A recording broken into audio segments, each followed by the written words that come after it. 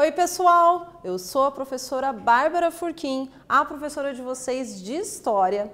Nessa aula a gente vai falar sobre a formação da monarquia inglesa. Nós vamos ver como é que vão se organizar, como é que vão se construir e iniciar os estados modernos no continente europeu. Antes da gente ver como é que tudo isso vai ser organizado, quem é que vai ficar com a gente durante toda essa aula como intérprete? O Paulo, né? Então vai ser o nosso companheiro aqui, né, nessa aula. Vamos começar? Então vamos dar uma olhada quais são os nossos objetivos. Por que a gente está estudando sobre a formação da monarquia inglesa? Bom, o primeiro objetivo é identificar os métodos e estratégias empreendidas pelos reis para centralizar o poder nas mãos deles. Olha só, nós vamos ver que durante um grande período os reis eles vão perder o poder, né, que eles tinham. E daí eles vão tentar recuperar isso, centralizando o poder nas mãos deles. Também vamos ver que um outro objetivo é apresentar a formação da monarquia nacional da Inglaterra. Vamos lá? Bom, antes tem umas coisas para perguntar para vocês. Você recorda quais as transformações ocorreram na Europa na transição da Baixa Idade Média para a Idade Moderna? Isso ali entre os séculos 14, 15 e 16? Olha só, muitas coisas vão ser transformadas nesse período. A Idade Média foi uma era histórica que levou ali quase mais de 1000 anos. E nós vamos ver que é nesse período, né, esse é um momento em que o comércio ele vai se intensificar, isso graças ao desenvolvimento das cidades. Isso mesmo, porque as cidades passam novamente a serem desenvolvidas nesse período. Junto com, então, o comércio e as cidades, nós vamos ver que a nobreza e o clero, que eram os membros da Igreja Católica, que estavam lá no topo, né, das classes sociais daquele período, a gente vai ver que eles vão começar a perder prestígio, enquanto uma outra classe social que vai surgir ali em meados da Idade Média, chamada burguesia, que naquele momento eram comerciantes. Essa burguesia ela começa a se fortalecer e ela vai começar a ter um destaque maior na sociedade. Os reis vão se fortalecer porque vão criar laços econômicos com essa burguesia. Vamos olhar isso mais de perto e ver como é que isso tudo vai acontecer? Bom, a Inglaterra, atualmente, ela tem um regime de governo que é conhecido como monarquia parlamentarista. Mas como assim monarquia parlamentarista? Olha só, o parlamento, ele toma as decisões e é a figura do chamado primeiro-ministro quem acaba tomando essas decisões administrativas ali, né, do Reino Unido. Mas a gente vai ver que a rainha Elizabeth II, né, a figura da monarquia ali na Inglaterra, ela é a chefe de Estado, ela vai representar o país, mas na prática ela não vai governar, porque quem governa é o primeiro-ministro. Olha só, procurando acabar com o absolutismo monárquico, esse formato governamental ele vai ocorrer através da chamada Revolução Gloriosa de 1688. E isso vai transformar a história da Inglaterra por causa dessa instituição, dessa monarquia parlamentarista. E qual a sua opinião sobre essa prática governamental? Será que é interessante ser retirado todo o poder das mãos de uma monarquia e ser transferido para um grupo de pessoas que escolha os caminhos da nação? Bom, a criação dos estados modernos europeus passa a construir um sentido de nação. Esse sentido de nação, ali durante a Idade Média, ele não era algo que existia não só entre a população, como entre os líderes, né? As pessoas que tinham mais poder dentro daquela sociedade. É a partir da formação da monarquia nacional da Inglaterra que essa possibilitará se tornar uma das nações mais imponentes e mais importantes ali da era moderna, né? E a gente vai ver do nosso mundo atual, inclusive. E é isso que vai permitir que na era moderna tanto as práticas mercantilistas, econômicas ali da região, como também isso vai possibilitar ela se transformar na grande pioneira da industrialização no mundo. Vamos conhecer mais, então, como se formou a monarquia na Inglaterra? Bom, temos que aí ver um pouco o que estava acontecendo. Como é que, então, o rei ele não tinha tanto poder? É isso mesmo. Durante a Idade Média, que é uma era histórica, que ela vai do século V até o século XV, durante parte de todos esses mais de 1000 anos, nós vamos ver que o sistema feudal ele vai enfraquecer o poder dos reis, uma vez que a Europa ela vai passar por um processo de ruralização, onde quem tinha terra tinha poder. Isso quer dizer que os chamados senhores feudais teriam muito mais poder, independente de qual ordem eles fossem, né, de que área da nobreza eles viessem, né? Bom, os indivíduos eles se vinculavam a uma região, a um feudo ou a um senhor feudal e ao lugar do nascimento. Não existia esse conceito de uma região, de um reino, de uma nação, de uma nacionalidade. Na Europa, durante quase toda a Idade Média, então não existiam países como nós conhecemos hoje.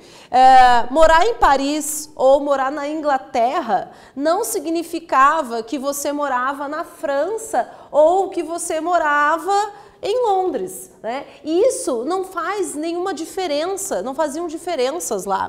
A gente vai ver que a centralização do poder nas monarquias é o processo que vai dar origem a muitos dos países ali da Europa, não ocorrendo, claro, da mesma maneira e ao mesmo tempo. Ao longo do processo histórico, esses países, essas nações vão ser construídas com histórias diversas e de maneiras diversas.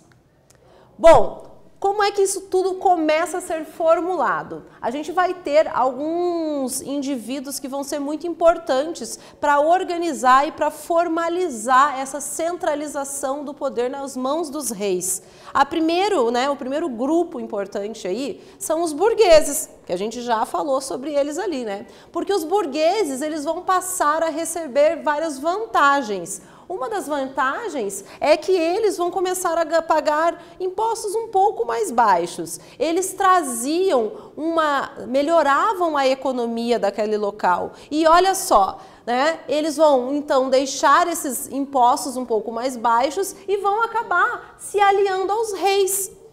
Olha só o que mais vai acontecer. O rei, por sua vez, vai acabar apresentando medidas administrativas que vão melhorar o comércio. Se o comércio melhora, o papel da burguesia começa a ser um destaque maior.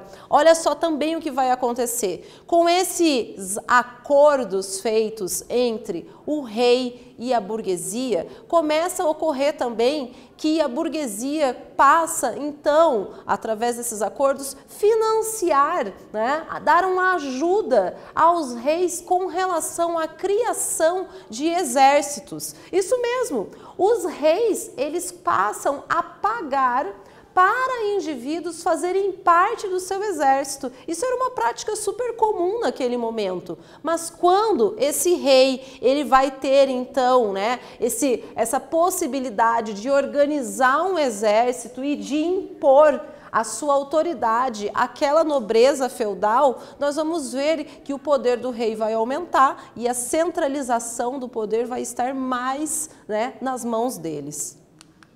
Bom, alguns pontos que vão ocorrer através de um processo lento e gradual. Aliás, quando a gente fala de história, a gente sempre fala de processo lento e gradual, porque as coisas na história, elas levam um bom tempo para elas irem acontecendo até elas chegarem, né, ao seu ápice de transformação. Bom, alguns pontos. Os reis, eles vão submeter então os poderes locais à sua autoridade.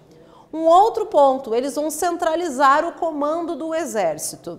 Terceiro ponto, eles vão estabelecer fronteiras e a ideia de unidade territorial. Isso mesmo, essa ideia de se estabelecer uma fronteira e unidade territorial vai fazer com que as pessoas se sintam pertencentes a uma determinada região. Também eles vão colocar os habitantes das regiões sobre os seus domínios e vão estabelecer uma língua nacional para os territórios delimitados. Ali no continente europeu falavam-se na mesma região inúmeras línguas. Isso, aliás, ainda é encontrado em várias regiões da Europa, onde existem populações que falam e que têm origem de línguas diferentes. Mas é a partir do momento em que o rei ele centraliza o poder naquela determinada região que vai se estabelecer uma língua nacional, uma fronteira que delimita aquele território. Bom, chegamos na nossa atividade. Quero que vocês copiem, respondam no caderno e a gente daqui a alguns minutos já volta para ver se está tudo certo.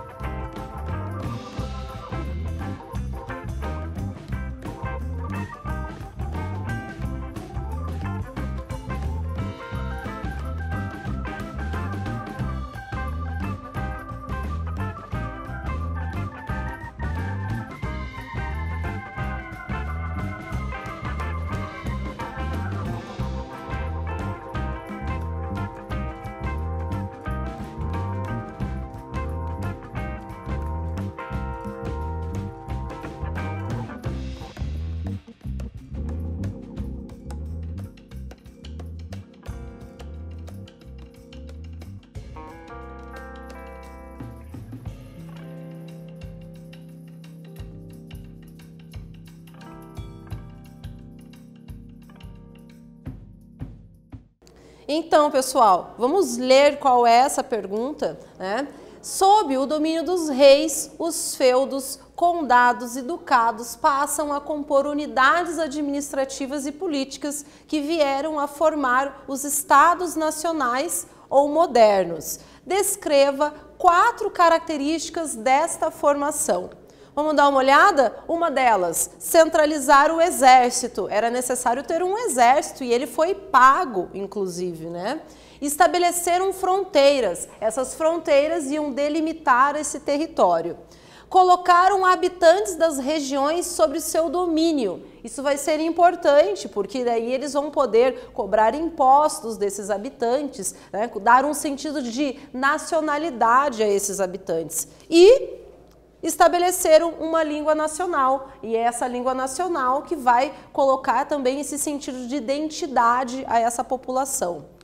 Bom, vamos falar agora de como é que vai se organizar, como é que vai ser formada a monarquia dentro da Inglaterra. A Inglaterra, até ali, então, a gente vai ver até o século XI, haviam 4 reinos nas Ilhas Britânicas. O reino da Escócia, do país de Gales, da Irlanda e da Inglaterra. Aqui no mapa a gente consegue identificar então onde estavam localizados cada um desses reinos e eles estavam colocados como reinos independentes. É a partir do processo histórico que eles vão se chamar, vão acabar sendo denominados como Reino Unido.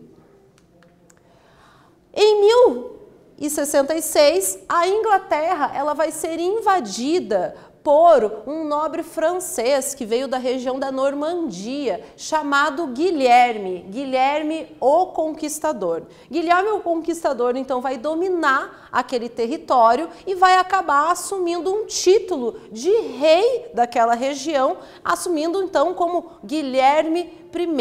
O Guilherme I, ele vai acabar tomando algumas atitudes bastante importantes ali naquela região, porque ele vai centralizar o poder monárquico e vai tentar fazer com que a nobreza, de certa maneira, enfraqueça ali o seu poder para ele poder ter um poder maior. Ele vai dividir os territórios da Inglaterra no que ele chamou, né, de condados, vai estabelecer xerifes, pessoas para cuidar de cada um desses condados, e também ele vai tentar limitar o poder dos senhores feudais. Isso tudo vai possibilitar o fortalecimento da monarquia dentro da Inglaterra.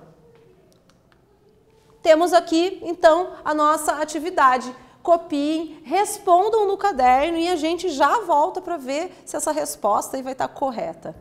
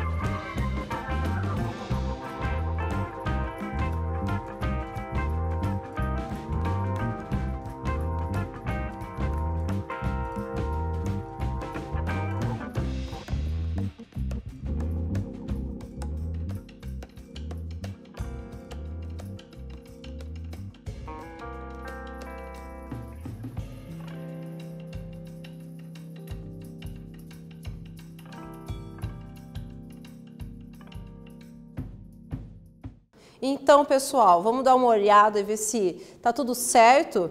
Primeiro, qual era a pergunta? Guilherme I, quando conquistou a Inglaterra, instituiu várias medidas para o fortalecimento do seu reinado, iniciando a consolidação dos estados modernos. Quais foram essas mudanças? E a resposta são, os senhores feudais, eles foram obrigados a jurar fidelidade, ele dividiu as terras inglesas em condados, ele nomeou xerifes para administrar esses condados e proibiu guerras particulares entre a nobreza. Todas essas medidas, essas atitudes vão acabar transformando e chegando mais perto, da Inglaterra como uma monarquia.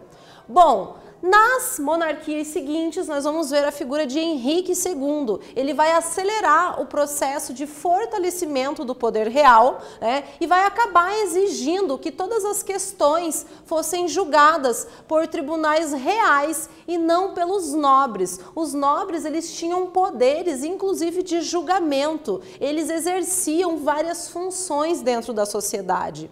Vamos ver que o sucessor de Henrique II, seu filho, Ricardo Coração de Leão, ele vai acabar se dedicando muito mais a participar das Guerras das Cruzadas, um empreendimento que envolveu 2 séculos de luta. Bom, Ricardo Coração de Leão, ele vai acabar ficando muito tempo fora da Inglaterra e vai acabar, então, de certa maneira, deixando uma necessidade de um fortalecimento da monarquia. No entanto, em seguida, o irmão de Ricardo, chamado de João Sem Terra, esse era o nome que era dado a ele vai se envolver em demoradas guerras, vai acabar aumentando os impostos ali da Inglaterra. E esse aumento de impostos vai acabar gerando um desconforto, principalmente vindo ali da nobreza, porque essa nobreza vai se sentir obrigada a custear esses gastos das guerras e não vão gostar nem um pouco dessas cobranças, que tinham sido aumentadas. Vamos ver então que a nobreza vai se juntar, se revoltar e vai construir um documento. Esse documento vai ser chamado de Magna Carta. A Magna Carta, ela vai procurar, o grande objetivo objetivo dela era tentar limitar o poder do rei dentro da Inglaterra.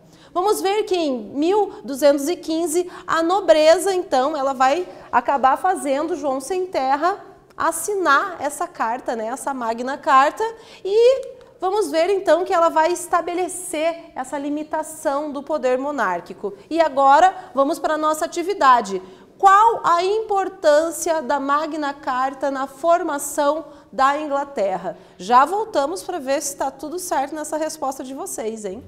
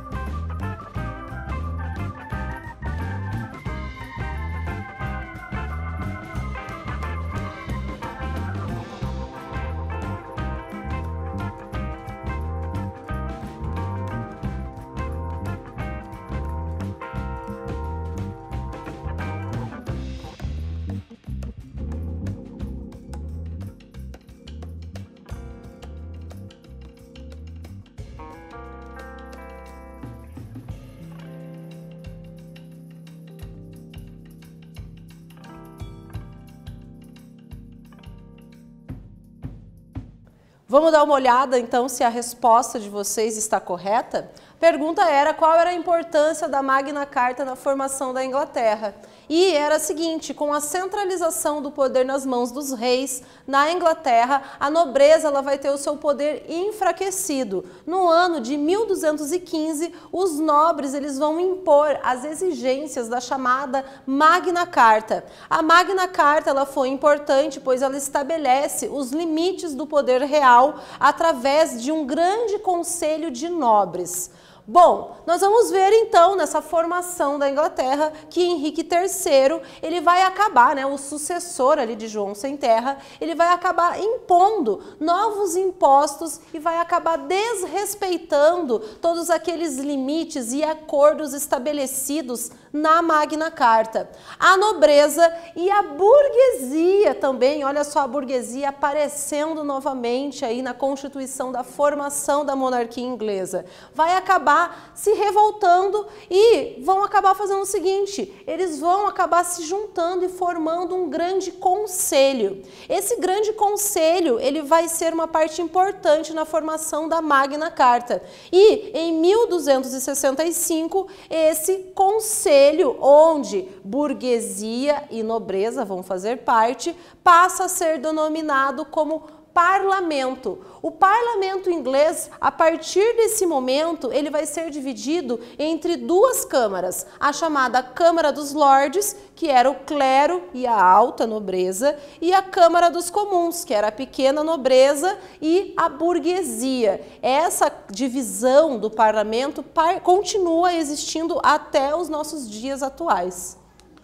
Bom, o que nós vimos nessa aula? Nós vimos a formação das monarquias na Europa e dentro dessa constituição dos estados modernos europeus, nós vimos a formação da monarquia inglesa. Tudo inicia com o Guilherme, o Conquistador, que vai chegar ali no território, vai centralizar o poder, né, da monarquia. Nós vamos ver que com o passar do tempo, a nobreza vai exigir um pouco de limitação nesse poder real e vai constituir a chamada Magna Carta, que com o passar do tempo acaba criando um conselho dentro, através dessa instituição, né? E esse conselho vai acabar sendo denominado como parlamento. Gente, essa foi a nossa aula e até a próxima.